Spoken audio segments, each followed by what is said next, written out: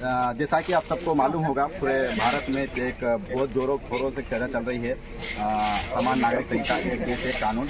और इस कानून के तहत देखने में ये आया है कि आदिवासियों के जो पूर्व से जो कानून है, विशेष कानून जो है, रूढ़िगत परंपराएं, 5वीं 6वीं अनुसूची हो, पेशा कानून हो या नॉर्थ ईस्ट 371 अब इस प्रकार से कानून हो, तो इन जो कानून के अगर आने के बाद ये आदिवासियों को कानूनों पे क्या होगा, ये सबसे बड़ा सवाल है। और आदिवासियों में कम से कम डर बहुत ज़्यादा है कि अगर ये कानून हो जाने के बाद आदिवासियों के इन कानूनों को क्या होगा, अपनी संस्कृति, सभ्यता और परंपरा, रीति रिवाज से क्या होगा। हम लोग बचपन से सुनते आ रहे थे कि भारत में अपने अलग अलग विविधताओं के लोग हैं, अलग अलग परंपराओं के लोग हैं, अलग अलग धर्म के लोग हैं, जो अपने अपने धर्म का पालन करते हुए रहते हैं। लेकिन कहीं न कहीं उसी कानून के तहत ये जो छोटे छोटे समूह, कम्युनिटी के कानून को इनको खत्म करने की साजिश है। और सबसे बड़ी चीज़ ये है कि एक तरफ मध्य प्रदेश का आप देखोगे, शिवराज सिंह चौहान जो अभी पेशा कानून लागू करने की बात कर रहे हैं, जो कि बहुत बड़ा घोटाला हुआ है, उस पर हम चर्चा बाद में करेंगे।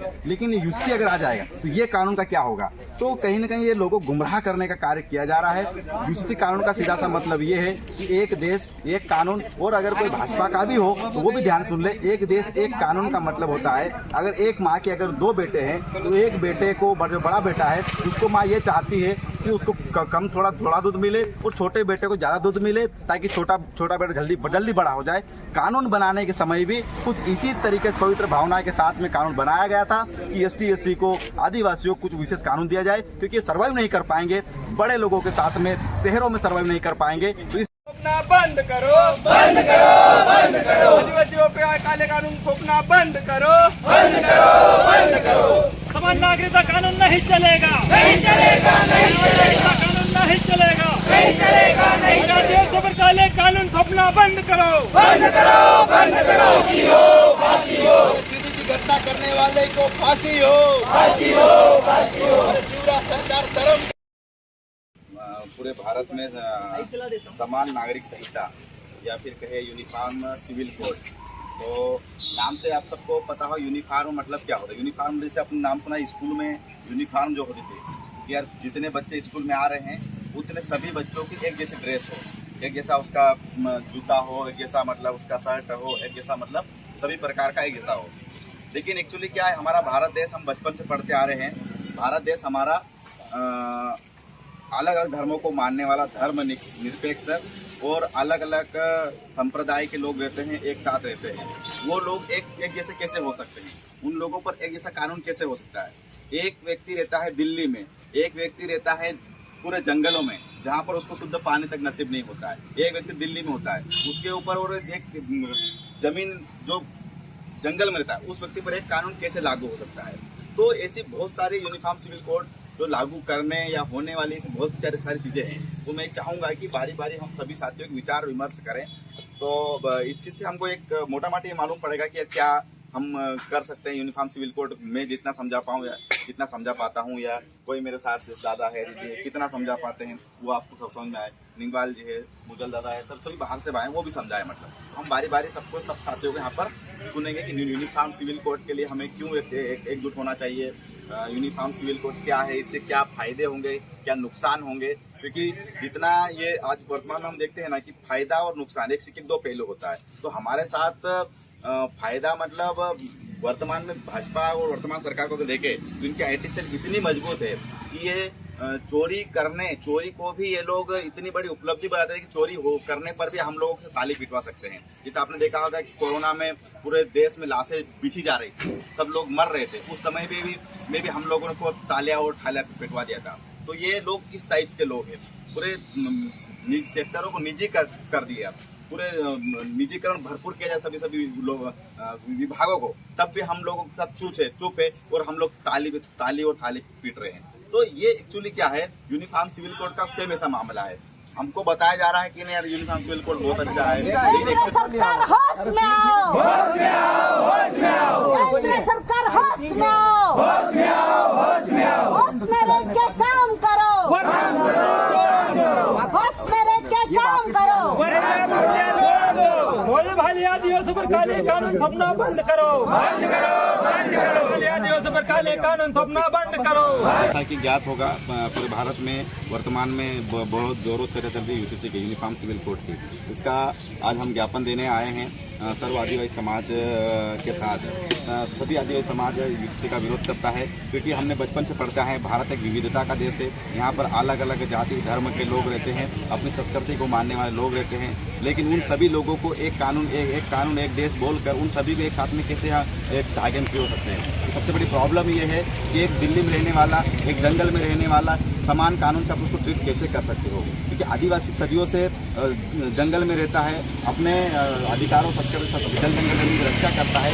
उसको कहीं से कहीं तक भी ये न्याय नहीं होगा कि उसको एक कानून के साथ में देखा जाता। आपने देखा होगा पीछे से ये युद्ध में घटना हुई, आदिवासियों के इतने कानून हैं, ST/SC OBC के इतने कानून हैं, ST/SC एक्ट है, पैसा कानून, तमाम प्रकार के कानून होने के बावजूद एक भाजपा का नेता उसके मुंह पे पेशाब करके चले जाता है। तो सोचो, ये अगर एक कानून अगर बना दिया, एक जैसे कानून बना दिया, तो आदिवासी ST/SC OBC का क्या होगा। हम समान नागरिक संहिता का पूरी तरह विरोध करते हैं और इसको आदिवासियों पर किसी प्रकार का प्रभाव नहीं पड़ा जाए, ऐसा मोदी जी स्पष्ट रूप से कहे और हमको विश्वास मिले। अगर कभी ऐसा नहीं किया जाता है तो आगामी समय में भोपाल में और दिल्ली में बड़े आंदोलन किए जाएंगे इसके खिलाफ, और सभी आदिवासी दिल्ली में और भोपाल में पहुंचेंगे।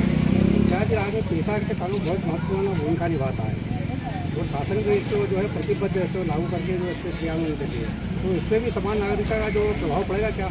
मध्य प्रदेश में जिस प्रकार से पैसा कानून को लागू किया गया है, पूरी तरीके से भ्रष्टाचार की भेंट चढ़ गया, क्योंकि इन्होंने पैसा कानून तो लागू करा है, लेकिन इन्होंने भर्तियां जो है वो अपने लोगों की किया गया है। ब्लॉक कोऑर्डिनेटर के ले लो, आप जिले लेवल पर जिला कोऑर्डिनेटर के ले लो, इसमें सब भाजपा के लोग लगे हुए। अब भाजपा के ही लोग हैं जो चाहते ही नहीं है कि आदिवासियों का विकास हो, वो कैसे पैसा कानून को जमीनी स्तर पर लेके आएंगे। हम देखेंगे आज भी पैसा के अंतर्गत बिना अनुमति, ग्राम सभा अनुमति से रियायत किसी दे सकते हैं।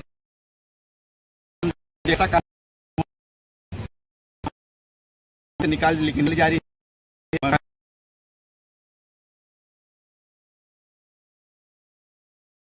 संदीप सोलंकी, जय जिला अध्यक्ष। आज यहाँ क्यों आए थे? आज हम जो भारत सरकार, केंद्र सरकार आदिवासियों के ऊपर यूसीसी करके एक कानून ला रही है, इसके लिए आपत्ति भी मांगी है और सुझाव भी मांगे हैं।